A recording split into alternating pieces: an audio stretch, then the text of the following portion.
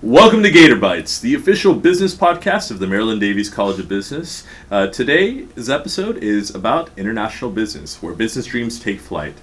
Before we begin, remember to follow us on our social media channels on Instagram, Facebook, the platform X, formerly known as Twitter, and on YouTube. Today's guest, we have Dr. Dietrich Von Bidenfeld. Welcome. Good morning. Good to see you again. Good to see you. To begin, I want to go ahead and ask you, tell us a little bit about yourself, your teaching career, and about the International Business Program here at the Maryland Davies College of Business. Well, it's an interesting, happy accident where I was working in industry and someone suggested that I become an adjunct professor. Mm-hmm. So I called in, I did the application, and then Dr. Stanberry said, why don't you apply for a full-time job? So I came initially as a visiting assistant professor with Dr. Isaac Elking, and the next year we both moved into tenure track positions as assistant professors. So over that 6-year term, we've built quite a few programs. We've added a few courses to the curriculum, including one course I developed with the Center for Latin American Studies here at UHD, a course on examining commerce in Latin America specifically. Mm-hmm. And I've really enjoyed it. Before this, I was the Chief Contracts Officer for the Houston Community College District, the San Jacinto College District, mm-hmm. and Contracts Officer for the Harris County Department of Education, which most people don't even realize exists. Wow. I've also worked overseas prior to that, but I'm sure we'll talk more about that soon. And I grew up in Houston. I went to Second Baptist until my junior year. I was playing in the Summer Jazz Workshop, and the band director recruited me to Willow Ridge. So my junior and senior year, I played in a high-stepping marching band in Willow Ridge. That's so funny. Going back to my own high school experience, I was also a band kid. I played saxophone, and I always admired all the high steppers whenever they would go onto the field. It was a different style of marching, but it's really cool. It's something that you don't really know about people unless you ask. So, just diving into our business programs here. We want to ask you about our international business program. Tell us a little bit more about what is involved in it, and what is the ideal candidate seeking an international business degree? The neat thing about our international business program is we have a dedicated curriculum for international business majors, and Dr. Islam coordinates with the International Business Association. Mm-hmm. So that student association, I've spoke to that group a few times about different careers and apprenticeships and internships through various entities to build an international career.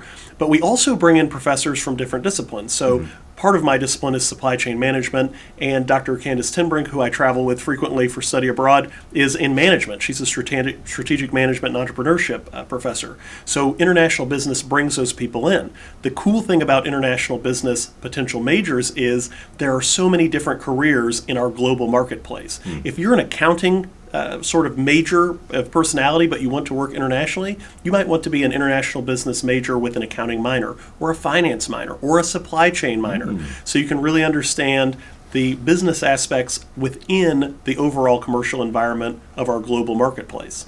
Wow, that's so fascinating. So, one of the things that you mentioned was that there's a study abroad component. Could you tell us a little bit more about that? I also understand there's an internship component as well. Absolutely. We have a diverse set of options to ensure our graduates are equipped to succeed in their professional lives, whether it's entry-level or mid-level, because, of course, our diverse student body sometimes already has jobs. Sometimes they're already working in jobs and they just need a promotion or a different trajectory.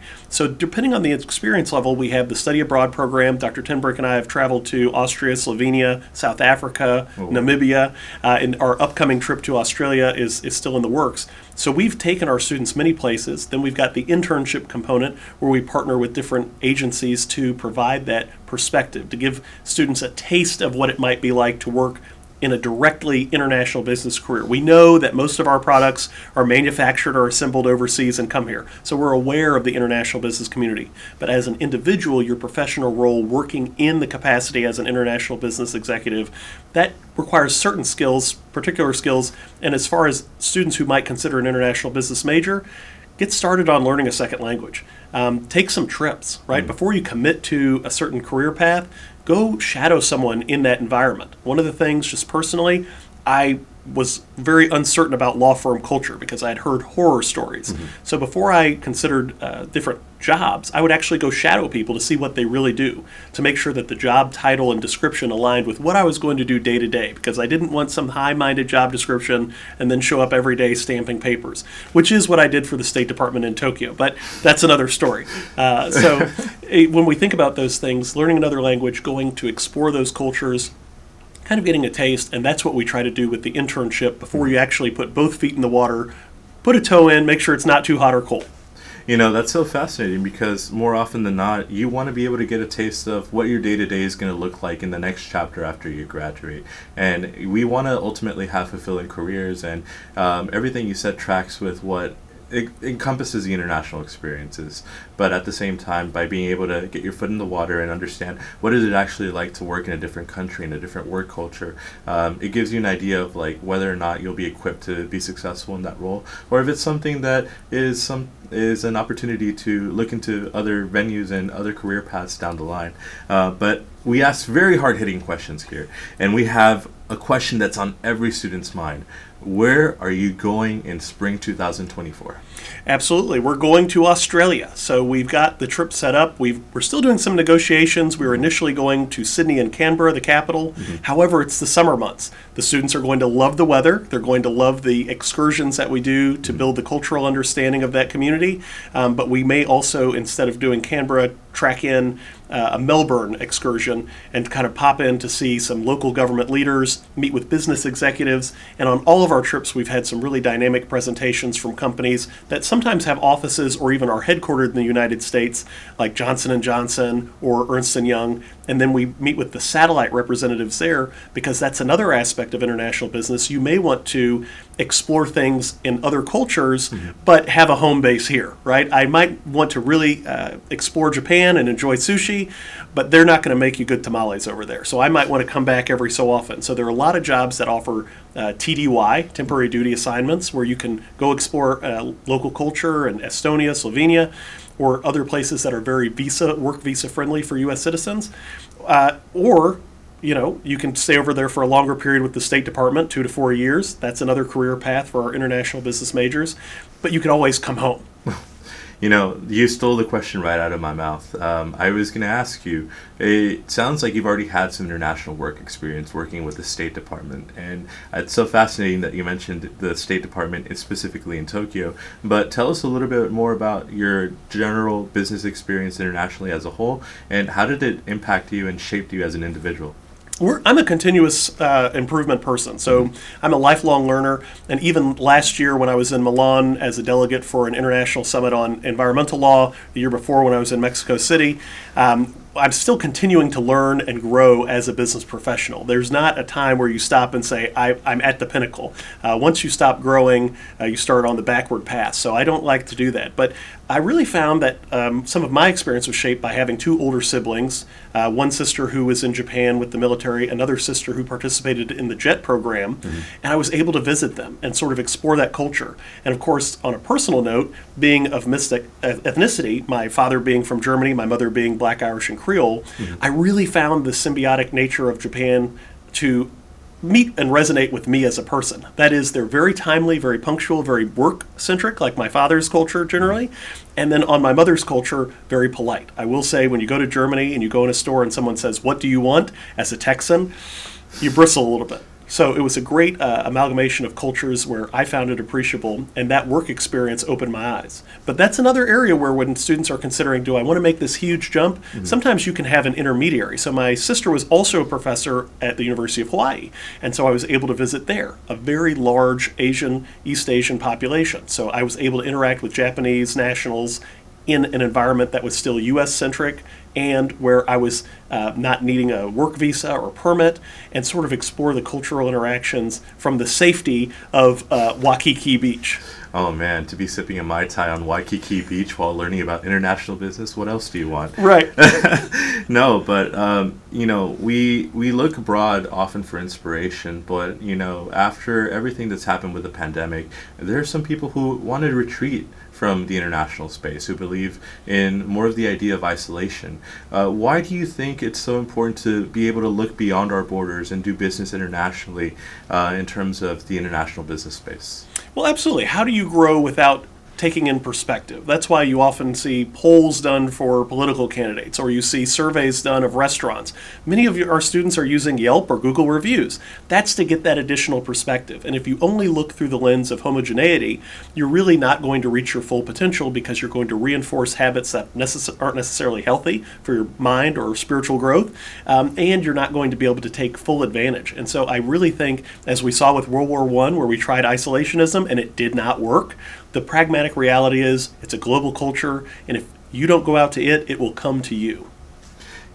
That's very telling, because we have to be able to look beyond our borders to find new ideas, to be able to connect with people, and it sort of serves as a conduit for global peace and global security. But that being said, one of the things that you mentioned earlier in our interview stood out to me. You said that you got your law degree. How did that shape your understanding of international affairs? And you touched a little bit on environmental law, but more broadly speaking, how does the law and international affairs come together? It depends. Typical lawyer answer. And your question is excellent and very relevant for people considering careers in international law or international business, because the law governs most of our relationships. And we want to be sure that we understand how different cultures, different countries interpret contracts. You've got the civil law tradition of France and in the United States and Louisiana, and then the other 49 states that are common law, like the United Kingdom.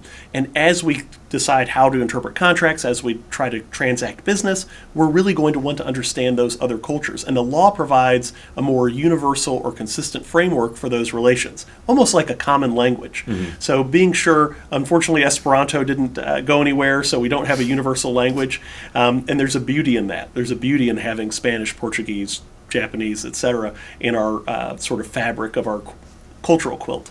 And I love how diverse we are. But again, your question is excellent, because the law is something that every student who wants to progress in international business, you should at least look at one risk or insurance course, one law course, and one accounting course. And I'm the last person to recommend an accounting course, but they offer value. So if you can't take an accounting course, maybe a finance course, to add a little bit of nuance to the interpretation of some of the business principles you encounter, even if you're doing international business on a marketing front or international business on a logistics front. Many of these things still tie into what is legally permissible, what is forbidden, and then that gray area that we discuss in legal ethics.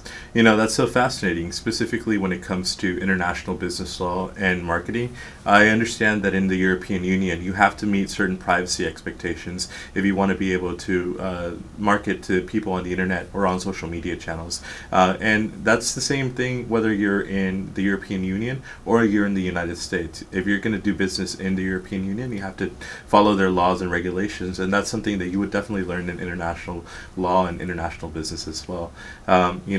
I want to ask you, from your perspective, what advice would you have for students seeking an international career? One area is to broaden your horizons, open your mind, and again, put one toe in the water. I mentioned Hawaii. I found quite a few lessons in Hawaii as far as understanding myself better. When you're going to the store that opens at 11 and it's not open, it's 11:30, and there's workers inside just kind of doing the shaka, hang loose, man. Yeah. And you say, I like visiting this place because I'm on vacation, but if I had a work day and I had a 1-hour lunch break and the store wasn't open, or I couldn't get my lunch in that 60-minute period, I would be very angry because I'm going to get in trouble with my boss. So some of those cultural aspects of understanding yourself and saying, okay, I need a place where there's a little bit more structure or timeliness, even though I like for vacation the beach and the Mai Tais. When we think about those things, I'd also encourage students to do a little bit of reading about the different career prospects and some of the future careers.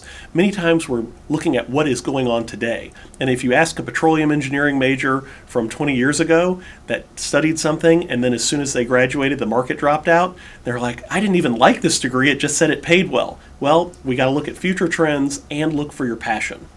You touched on my last question for you. I think that whenever we're trying to predict the future, it's something that's very uncertain. It's something that's always shifting, and it won't happen until it actually happens. But, having had your international experience and having being able to be a professor in international business, where do you see international business in the next 10 years? And what advice would you have to people trying to navigate the crazy topsy-turvy world after the pandemic? After the pandemic, I encourage people to push their comfort zones. I encourage our students and our alumni to reach out to their friend networks and reaffirm those relationships, because humans are social creatures. Even as an introvert myself, and I also encourage students to take MBTI or StrengthsFinder or even the Enneagram. Just find some personality tool to give you some insights and language or vernacular to describe your feelings about yourself. Even in those situations, we're still social creatures. And I think as we look to the future of the international business community, many of the conflicts that we're experiencing post-pandemic are still reinforcing that interdependence of our global environment. We depend on other countries for our crops. We depend on other countries for certain technology. Taiwan as a major semiconductor producer, and that nuance of our interaction with China in navigating that potential conflict, those are going to be big issues on the international business community. So looking at supplier diversity, what's the next big thing? And some of these ideas that we look at with AI or other technologies, they're on the horizon. So just anticipating those and making sure that you're saying, this is the region that I like working in. Because even when there's conflict, I do have friends who are very successful doing business in Central American countries that if you just look at the State Department index, it says it's unsafe. Well, I traveled to El Salvador and I felt very safe. I felt very safe in South Africa because of the environments I was in. So do your homework, do your research, but anticipate that and remain agile, remain nimble. And that's where that second language comes in, making sure that you're able to pivot as needed. That and just being a lifelong learner, just being curious and always being open to new ideas, meeting new people. And I feel that one thing that often gets left out in the international experience is just the food. The food is a common way to be able to connect with a culture that you might not even know of, and you might have a way to be able to understand what are the roots. Food is a common language, so is business, so is law. So there are many ways to be able to be on this space and be at the forefront of it. Now you're making me hungry. Oh, man. Oh, my goodness. Well, thank you so much for coming on to our podcast today, Dr. Thank Dietrich. you. I've been your host, Miguel Gomez. Our producers have been Victor Henson, Ricardo St. San Duran. Our set designer was Evangelina Vasquez. Remember to follow us on social media channels and wherever you get your podcasts. This has been Gator Bytes, the official business podcast of the Maryland Davis College of Business, and we remind you to always take a bite out of business. We'll see you later, Gators.